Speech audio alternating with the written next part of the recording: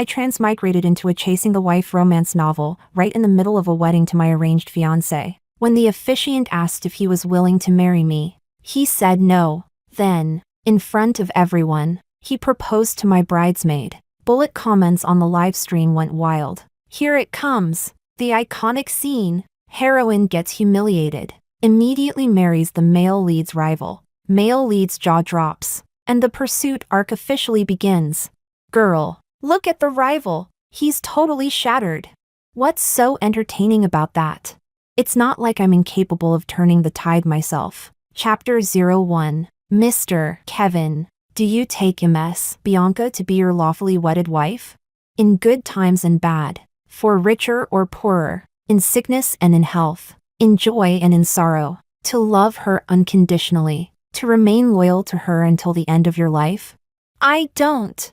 Kevin blurted out without a second's hesitation. The audience erupted in gasps. The officiant stood awkwardly, unsure how to proceed. Kevin turned to me and said, "Sorry, Bianca, but I think a person should be true to their heart. So, I can't go through with this family-arranged marriage." He said sorry, but his gaze was full of condescension, absolutely certain that I would cry, throw a tantrum, maybe even threaten suicide, begging him not to leave me. If I hadn't transmigrated here, the original Bianca would have done exactly that. Her father had just passed away. Her mother was a beautiful but clueless housewife. And Bianca majored in illustration, a profession totally useless for running a company. So her mother, still in mourning, begged the Kevin family to honor the engagement quickly so that Kevin could help manage the business. Otherwise, following local customs, no weddings could be held during the mourning period, at least not until next year's anniversary of death. Some more traditional families would even observe mourning for 3 full years.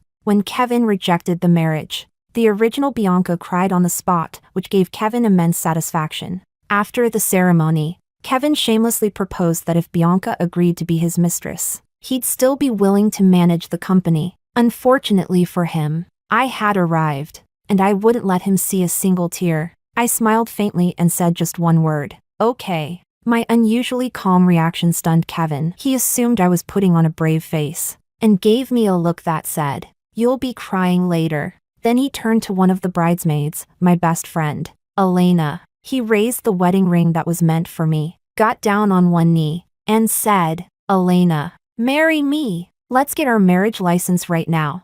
The room once again descended into chaos, except for Kevin's family. They already knew he was going to back out of the wedding, because I was the one who arranged it. In the original plot, Kevin's family only found out about his intention to cancel the wedding at the ceremony itself. They rushed on stage to hit him, cursing that he'd lost his mind and demanding he go through with the marriage. But Kevin told them that the country's richest man had secretly contacted Elena and done a paternity test. If nothing went wrong, Elena was likely the biological daughter mistakenly switched at birth, the true heiress. Upon hearing that, Kevin's mother immediately turned around and scolded the original Bianca, telling her to stop playing the victim since Kevin didn't love her. However, just a few days later, the test results came back. Elena was not the heiress. A month later, the real daughter was found at an orphanage. At the same time, Kevin discovered that the person who had saved his life back then wasn't Elena, it was Bianca. And so began his wife-chasing hell arc.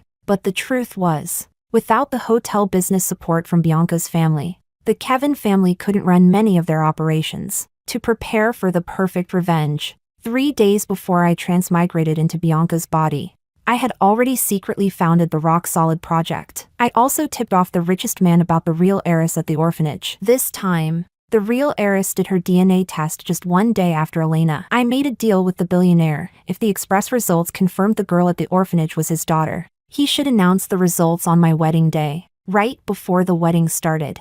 I anonymously told Kevin's mother everything, the secret meeting with Elena, the hidden paternity test, and Kevin's plan to publicly ditch me and propose to Elena. The goal was simple, make sure Kevin's family didn't interfere with my big slap-in-the-face moment. Sure enough, even with all the chaos Kevin caused, they stayed quiet. Now, on stage, Elena, who had just been publicly proposed to, looked at me in a panicked and innocent way. "Bianca, I didn't know.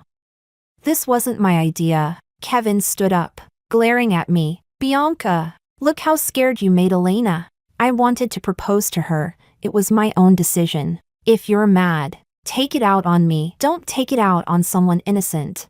I hadn't said a word, nor did I show the slightest surprise. Which eye of his saw me blaming anyone? I was so amused. I actually laughed. The live stream chat exploded. "It's coming! Iconic scene alert. The heroine gets humiliated. Immediately marries her arch-rival. The scumbag panics. And the wife-chasing arc officially begins. Girl, look at your rival. He's about to fall apart." In the original storyline, Bianca really did look back and met the searing, love-stricken eyes of her sworn enemy, Leo. And right there, she agreed to marry him. Kevin lost his mind. After Elena was proven not to be the heiress, he went full throttle into the wife-chasing mode. Leo went nuclear, bankrupted Kevin's entire family, and even sent Elena to a mental hospital. Leo truly loved the heroine, but he was twisted about it. Even though he was madly in love, he never said a single soft word. He thought Bianca still loved Kevin, so while he avenged her, he also dragged her into a sadomasochistic love-hate mess. He was cold to her every day, except in bed. Not until Bianca was stabbed by Elena and nearly died did he finally confess his love like a madman. But I wasn't the original Bianca. I couldn't handle this kind of twisted love. Besides, I didn't need Leo's help to turn the tides. I could win this on my own. So, I didn't even look back at Leo. I just smiled and asked Kevin, "Are you sure proposing to Elena was your own idea?" Kevin rolled his eyes impatiently. "Duh. What else?" I snapped my fingers. The giant wedding screen immediately stopped showing our wedding photos and switched to a video. On screen, Kevin and Elena. Location, the backseat of Kevin's luxury car. Post-passion, disheveled, cuddling. "Elena, if you really love me, then propose to me at the wedding." "Kevin, I don't know. It's a business marriage with Bianca. If I back out, my family will kill me. Our business depends on her family." "Elena, truth is, the richest man already secretly had me do a DNA test." "Kevin, what? That billionaire?" "Elena, yes. They think I might be their real daughter, but the results aren't out yet. They made me sign an NDA. I'm not allowed to tell anyone." "But you're not anyone, right?" "Kevin, but it's just a guess." "What if you're not?" "Elena, I compared myself to pictures of his wife before she died. I look 70% like her. I even inherited her dimples." "So, you're really not going to propose to me at the wedding?" "Kevin, of course I'll propose. Compared to the richest man's daughter, Bianca's a nobody." "Honestly, I've had it with Bianca and her crybaby act. Every time there's a problem, all she does is cry. I can't stand it anymore." Kevin paused, then asked curiously, "Babe, why do you even hate Bianca so much? Weren't you two besties?" "Elena, besties. My ass. I only sucked up to her so she'd help pay my tuition and buy me a house. Otherwise, I wouldn't waste a single word on that idiot." As the video played, Kevin screamed, "Turn it off! Turn it off! Who the hell's in charge of the AV here? Shut it down and fire yourself while you're at it." Elena was crying behind her hands. "Bianca, what did I ever do to you? Why would you use an AI deepfake to ruin me?"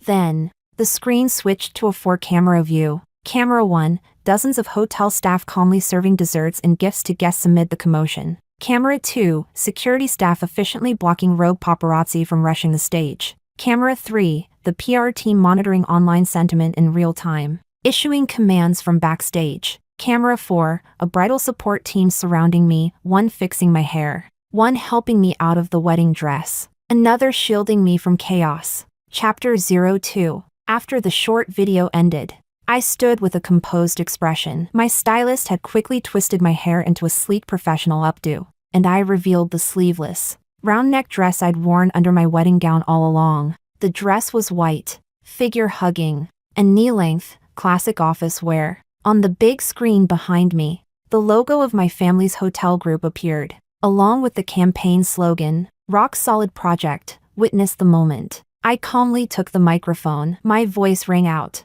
clear and powerful. "Good afternoon, esteemed guests and everyone watching the livestream. I am Bianca, CEO of the hotel group.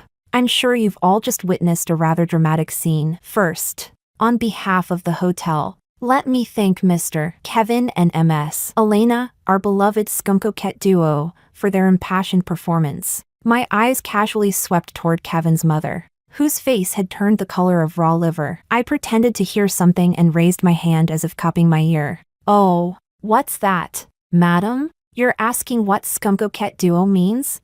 Well, allow me to explain briefly. It's the perfect mix of a green TB *TCH and a sleazy jerk. Her face darkened several shades into black. I ignored her and turned toward the cameras. Thank you to our scum-coquette duo for offering up such raw emotional turmoil, and in doing so, providing the ultimate stress test for our rock-solid project. As you've seen, I continued, channeling the full confidence I once had as a project director. Faced with an unforeseen and extreme situation far beyond the standard wedding scenario, the newly formed rock-solid team behind me demonstrated impeccable professionalism and rapid crisis response. Order was maintained, guests were calmed, public opinion was monitored, and the core party involved, me, received unshakable backstage support. No breakdown, no despair, just elegance under fire. Mr. Kevin's public cancellation of the wedding and on-site proposal to another woman was a foolish act devoid of any contractual integrity. I regret it deeply, but from a business perspective,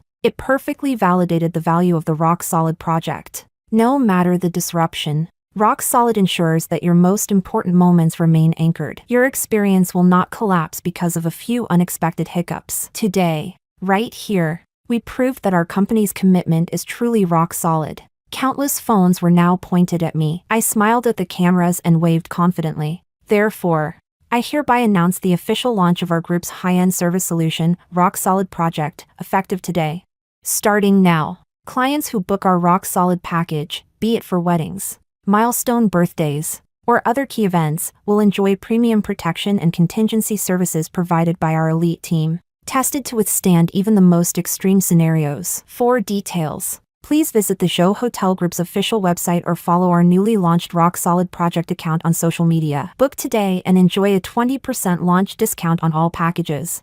At the same time, I also announce, effective immediately, our entire hotel group will no longer accept any business from the Kevin family's Le Cher Events company. All clients seeking partnerships with our hotel chain must now work exclusively through Rock Solid Project. Le Cher Events, owned by Kevin's family, was one of the top event planning companies in the country. The very first thing I did after transmigrating was secretly establish Rock Solid Project. It was my area of expertise, and now, my most powerful weapon against them. More than half of Kevin's family company revenue came from Le Cher Events, and within that, the bulk of their profits relied on the discounted rates we gave them at my family's hotels. Additionally, I hereby officially announce that due to misconduct and failure to meet our company's standards, our employee Elena is dismissed from her position as CEO assistant. Effective immediately, her labor contract is hereby terminated. That's all I have to say. Thank you all for listening. All the red envelopes will be refunded. Please eat and drink well, and leave with no regrets. Once again, thank you.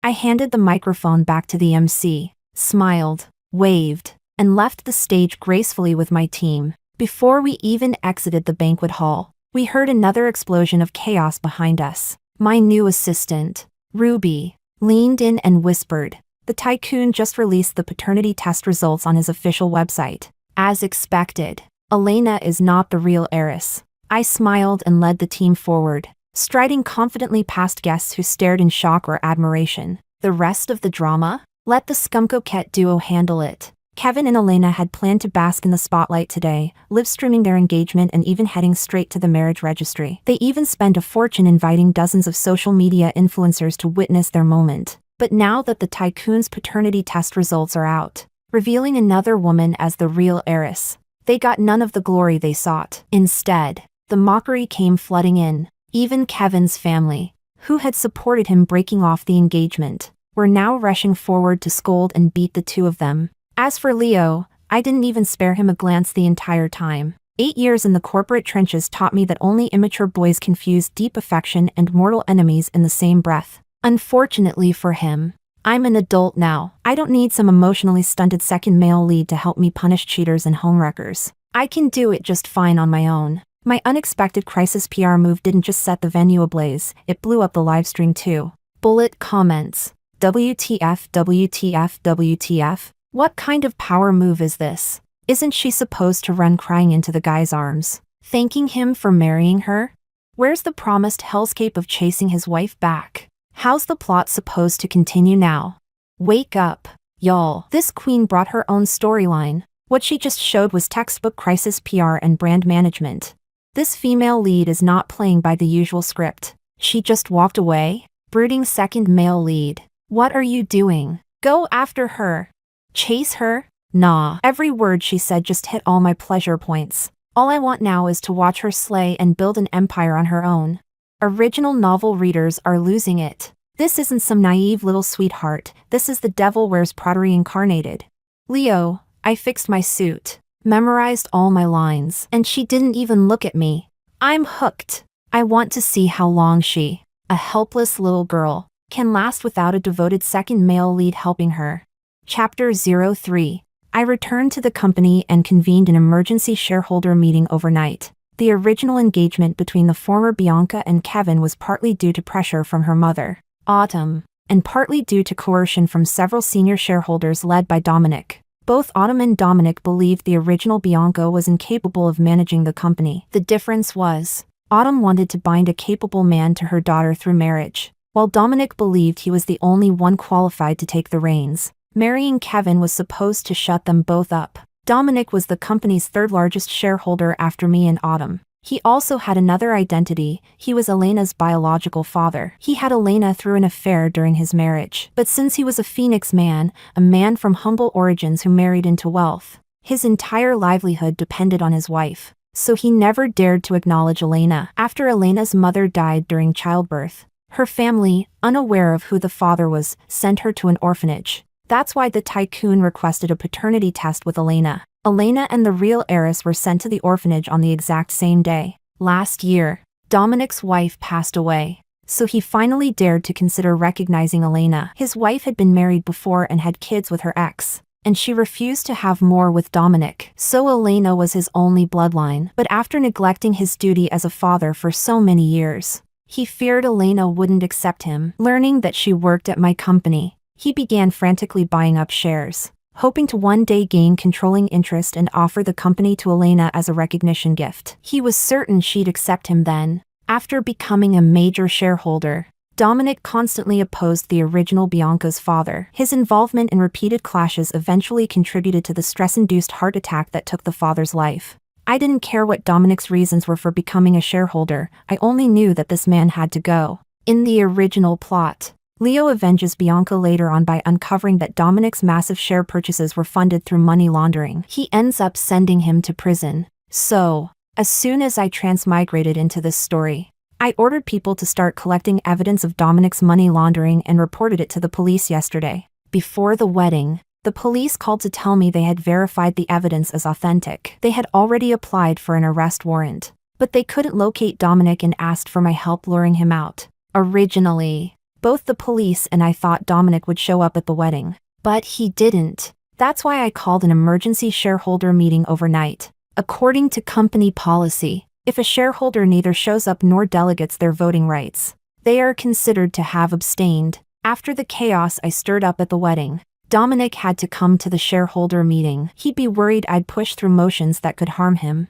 and his presence would let him sway other shareholders. I waited with the others in the boardroom for nearly an hour before Dominic finally strolled in, late, as always, and right behind him was Autumn. In the original story, Autumn had desperately begged Kevin at the wedding not to cancel the marriage. She even hit and scolded her daughter, saying she was useless for failing to win Kevin's heart. It wasn't until Leo stepped forward and offered to marry Bianca that Autumn finally smiled again. After all, Leo's family was far wealthier than Kevin's. To prevent Autumn from following that script and sabotaging my plans, I had secretly drugged her with a sleeping pill. Before the wedding even began, she was out cold, and I had someone quietly take her home. I didn't marry Leo on the spot, so for Autumn to appear now at a shareholder meeting she had never attended before, the reason was obvious. Sure enough, the moment she walked in, she scolded me, pointing at my nose. Bianca, are you insane? After how brutally you humiliated Kevin,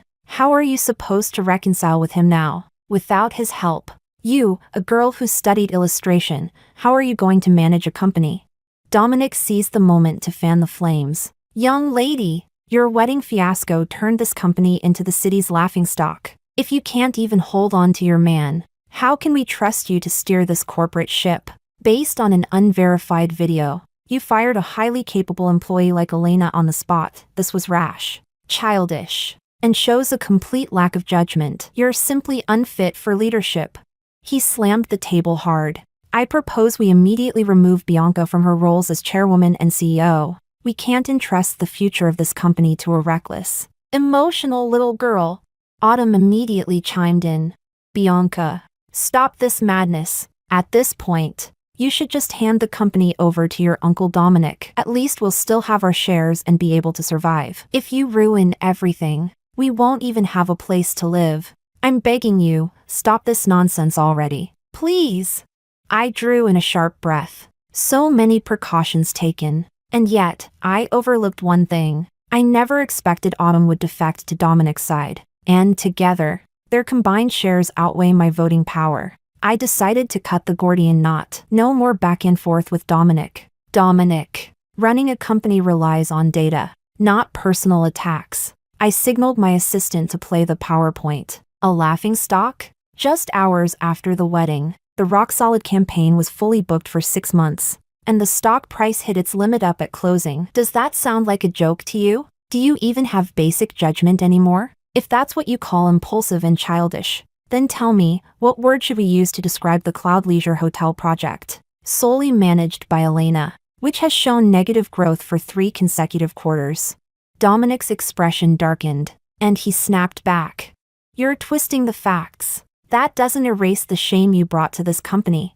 Speaking of shame, I shifted the tone, locking eyes with Dominic. I'm even more curious about something else. Mr. Dominic, the massive funds you used to acquire our company shares, where exactly did they come from?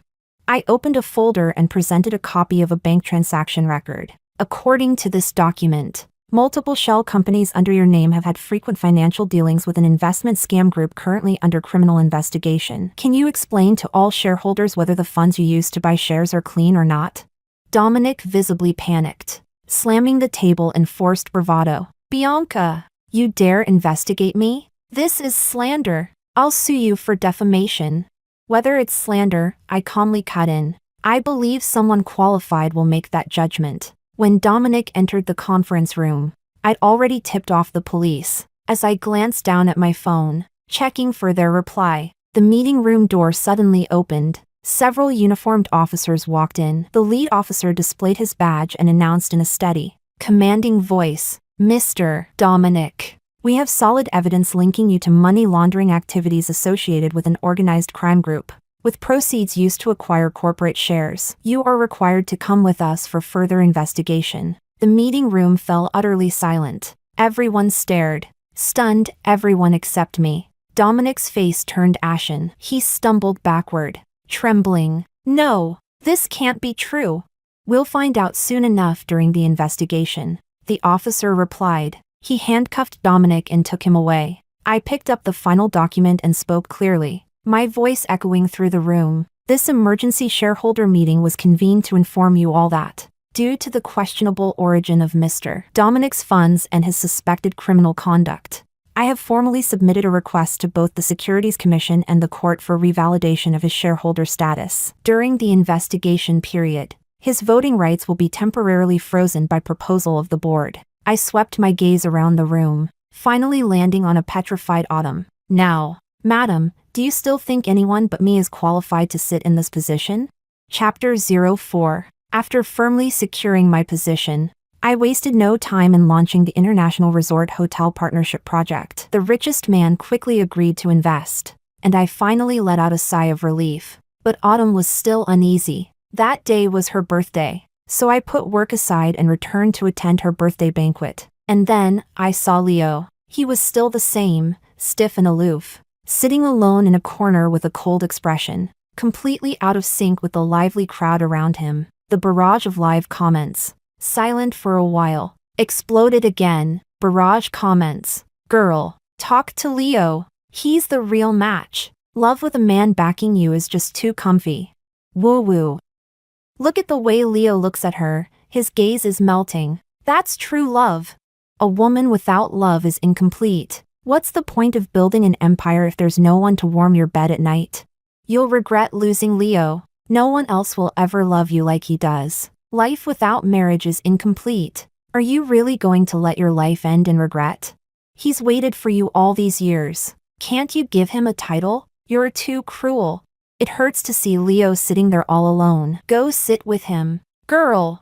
No matter how wild the comments got, I had no intention of walking over. I'm not against love, but if the guy insists on being abstract, never speaking his feelings, never showing them through action, always acting cool and moody, then sorry. I'm too shallow for that kind of deep love. Rather than wait for a silent man to hold an umbrella for me, I'd rather be my own roof. I turned to greet someone else, but Autumn stepped in, pushing me straight in front of Leo. Bianca, you and Leo are old friends, right? Help me entertain him, okay? She even winked at me. It was obvious what she meant. Go tame this man, in bed. Not wanting to cause a scene, I reluctantly sat across from Leo. Long time no see. Thanks for coming to my mom's birthday. Leo gave a crooked smirk, the same nonchalant air as ever. Just passing by, thought I'd stop in. So cold, so distant, I couldn't sense even a shred of warmth. But of course, the comment section went wild. He answered. He really cares. Passing by? You detoured dozens of miles, didn't you? His fingers twitched when he said that. Micro-expression experts confirm, he's lying. Help. This clumsy, awkward, emotionally stunted male lead is hitting all my sweet spots. He wants to say so much, but he can't even get one sentence out. I get it. I do. At Bianca, don't be annoyed. That's just how these old-school romantic guys are, make the first move. He's so ruthless in the business world. But now he's just a stammering mess. It's the ultimate contrast crush. I rubbed my forehead, speechless. I'm no immortal fairy. I really don't deserve this kind of noble love that only exists on a spiritual plane. The silence between us became suffocating. Just as I was scrambling for an excuse to leave, Leo suddenly spoke up. The smart hotel project, your direction wasn't stupid. Thanks. I was surprised. Still venom-tongued. But it sounded like a compliment. I wasn't used to it. Just as I was wondering if he was trying to shift their dynamic, he added stiffly, but your execution's still amateur. If you don't fix the security vulnerabilities, don't come crying to me later. Ah, there it was. Every word wrapped in concern. But the message was clear. Come back under my wing. Accept my protection. If this was when I had just transmigrated, I might have understood his words. After all, the original Bianca was raised to believe women should depend on men. But I've been here a while now, from the success of the rock-solid campaign, to outmaneuvering Dominic, to securing investment from the richest man. I've proven myself. If Leo still can't see my ability after all that, then frankly, he doesn't want to. Looking at the whole story, there's no doubt he's a man with a strong sense of responsibility. He'll take care of the heroine. He'll avenge her. He can't stand to see her hurt. But the one thing he never realizes is this. His sharp tongue and cold demeanor are what hurt her the most. Before he confessed his feelings, the heroine was living in constant torment. On one hand, grateful for his help. On the other, forced to endure his biting sarcasm. And now, with me here, someone who refuses to lean on him, he's back at it again. Unconsciously trying to tear me down. If I'm right, he probably thinks he's being incredibly considerate, emotionally moved by his own sense of sacrifice, always ready to shield me from the storm. Thanks for the reminder. I'll be cautious. I stood up to leave. There was really no point continuing the conversation. But after just a few steps, Leo rushed over and grabbed my arm. I'm talking to you. Woman, do you even understand what I mean? I stared at him coldly. He sighed. Forget it, fine. I give up. What I meant was, I can help you. You don't have to work so hard. I pulled my arm out of his grip. But I enjoy my current state. I don't feel like I'm working hard at all. That came from the heart. I truly do enjoy it. No one argues with me just for the sake of it. When I propose a plan, It gets executed without obstruction. Unlike before I transmigrated, writing a proposal only to have it ripped apart by some clueless rich second-gen boss, who then forced me to rewrite it dozens of times based on his ridiculous ideas, until it was unrecognizable. You, woman, I've said this much and you still won't take the hint? Can't you just climb down the ladder I'm handing you? Does every deeply devoted second male lead have to be this arrogant and boundaryless?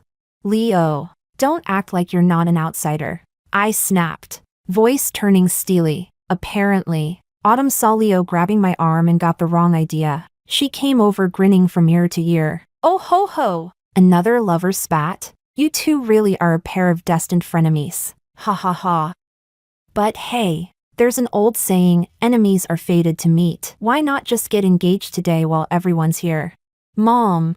I shot her a warning glare, but too late. She wasn't looking, because she had already turned around, clapped her hands loudly, and shouted, Everyone, everyone, I've got a big announcement to make. I rolled my eyes so hard I nearly saw my past life. And Leo? That jerk was smirking, clearly pleased with his scheming. Looks like he had already teamed up with my mom in secret, planning to propose today. Chapter 05. Everyone turned to look at my mom. I picked up a glass of wine, stepped in front of her, and quickly spoke first. The good news is everyone here today will receive a free stay voucher for our new hotel. I'll have them sent to your phones shortly. I raised my glass with a smile. Thank you all for coming to celebrate my mother's birthday, wishing her many happy returns, and wishing all of you everything your hearts desire.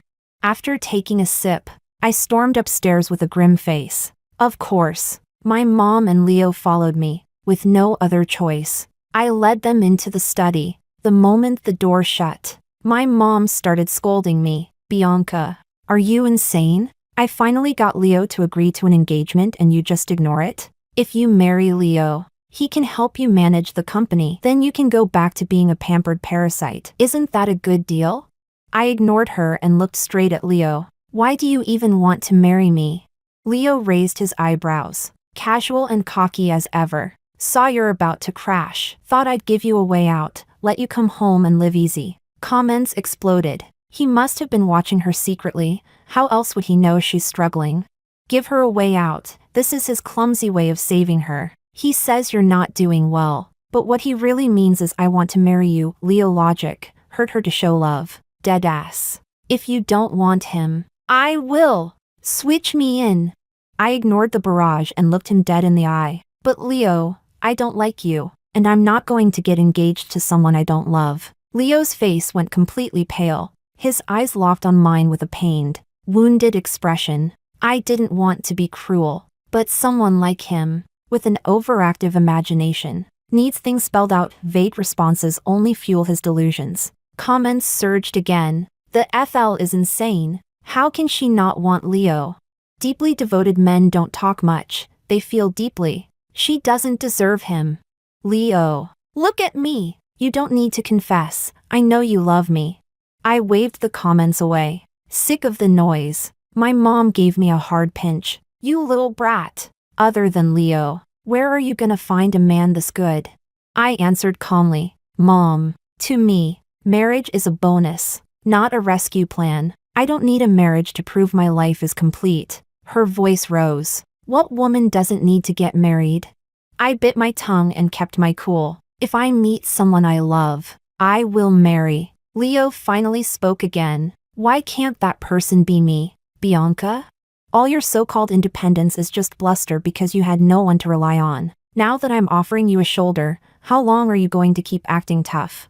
I stared at him, unwavering. Leo, that's exactly the problem. What you're offering isn't a shoulder. It's charity from above. What I need is a partner, someone who can stand back to back with me against the world. But you seem to prefer playing the savior, just to validate your own worth. No matter how sturdy the crutch, it's useless to me, because I can walk and run on my own. I didn't want to keep going. I opened the door and left, didn't even go back to my room. I walked out of the villa. For a while after, neither my mom nor Leo bothered me again. With no internal friction, I was living incredibly free. But peace only lasted a couple of days. Kevin showed up. Ever since I publicly announced that we were severing ties with his company, Things had gone downhill for them. Their stock kept plummeting. Business was drying up. Many clients, needing access to our hotel resources, bypassed them and signed directly with Rockstone Initiative.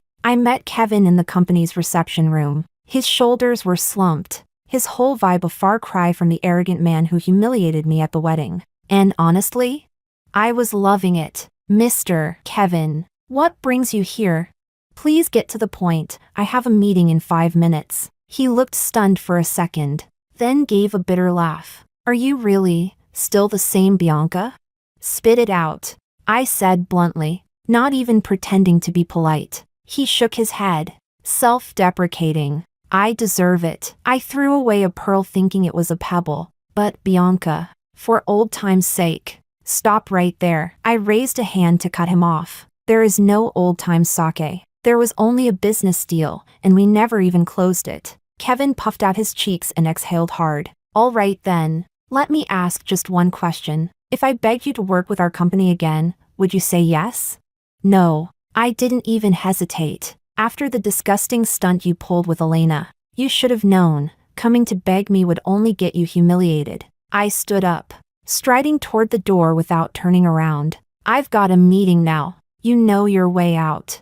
As for his expression, I didn't care to look. What I do know. That night, his company announced that Kevin was removed from his CEO post. His illegitimate half-brother took over. Chapter 06. In my leisurely peace, the day finally arrived, the one where, in the original plot, the original Bianca was stabbed by Elena. According to the original storyline, by now Kevin's family business had already been ruined by Leo, and Elena had been committed to a psychiatric hospital. But Elena managed to escape, followed Bianca and Leo to the cinema, and when Bianca went to the bathroom alone, Elena stabbed her with a knife. Since I hadn't married Leo after transmigrating, naturally, there was no scenario where we would go to the movies together. Still, I had a gut feeling that Elena would come for me on this day regardless. After all, she was merely unemployed now, not institutionalized, and completely free to act. I told my team about my concerns. After careful discussion, everyone agreed the best strategy was to bait Elena into committing a crime using a body double. So I spent the entire day safely tucked away in the presidential suite of my hotel. One of my female bodyguards, whose figure closely resembled mine, dressed in my clothes and put on makeup to look like me. She went in and out of the company building as a decoy. By the evening, news came. Elena had attacked the bodyguard with a knife in a restaurant bathroom and was caught red-handed. After being sentenced, Elena requested to see me. I went. She stared at me in a daze. You're not the real Bianca. Who are you? Amused, I countered. Why would you say I'm not the real Bianca? Elena suddenly erupted. Because the real Bianca is stupid. Whenever something happened, she only knew how to ask me what to do. She had zero ability to fight back. She'd do whatever I wanted. Oh. I leaned forward, my gaze sharp like a blade as I locked eyes with her. So, you admit it, you've always known exactly what role you were playing in Bianca's life, haven't you? A parasite who fed on her trust and dependence just to feel like you mattered. Does that sound about right? You're spouting nonsense, Elena screamed. Bianca was just dumber than me. She deserved to be used by me. Smarter, are you? I leaned back into the chair, my tone calm but every word struck like a dagger. Then tell me, without Bianca to contrast you, what are you? Your family? Your skills? Your pathetic charm that only shines when teamed up with a scumbag, is that what you're proud of? As her face turned ghostly pale, I pressed on, slow and steady, like I was stating an obvious fact. The cleverness you pride yourself on? That only existed because Bianca was too kind to question you. Every victory you claimed came from the unguarded trust she offered you with her back turned. But if she had just turned around and looked at you head on, Elena, your so-called brilliance wouldn't have had anywhere to hide. You're nothing but an idiot. I couldn't help but curse for the original Bianca and all the love she gave to the wrong people. If you were really that smart, Kevin wouldn't have dumped you like trash. Ah. Elena completely broke down. She clutched her ears and screamed hysterically, tears streaming down her face. Shut up! Shut up! You shut up! It's not true. That's not how it was. She rambled incoherently. It was clear her mind was no longer sound. As for me, I simply stood up and calmly straightened the hem of my slightly wrinkled shirt. Then I softly told the officer nearby, "This woman's emotions seem unstable. I recommend she be taken to a psychiatric hospital for evaluation." Not long after, I received word Elena was officially diagnosed with schizophrenia and placed under supervised treatment. A few days later, the Kevin family's company declared bankruptcy. Turns out, that illegitimate son who replaced Kevin was a complete fool. He actually signed a clearly rigged contract, dragging the entire company straight into hell. The day I received the news, I happened to be at the airport with the Rockstone strategy team, preparing for an island retreat, part team building, part market research for our next hotel project. Suddenly, a woman's harsh voice rang out beside me. "How much longer are you going to stare? Is she prettier than me or what?" Instinctively, I turned my head, only to lock eyes with Kevin. Next to him was a woman yanking on his ear, old enough to be his mother. When she noticed me looking, the woman rolled her eyes and dragged Kevin away like a scolded dog. My assistant Ruby leaned in and explained, "Rumor has it he sold his family's company to that woman. She promised to make him CEO again." I blinked. "So, Kevin sold his body?" Ruby shrugged. "Call it what you will, but right now, he's that woman's lapdog. That's a fact." I chuckled and shook my head, no interest in digging further. After our island trip, I returned to my joyful, single life. As for love and fate, I'll just wait for the right season to bloom. The live comment feed hadn't shown up in ages. Guess I pissed off all the fans who wanted me to marry their beloved deeply devoted second male lead. Well, let them faint from rage.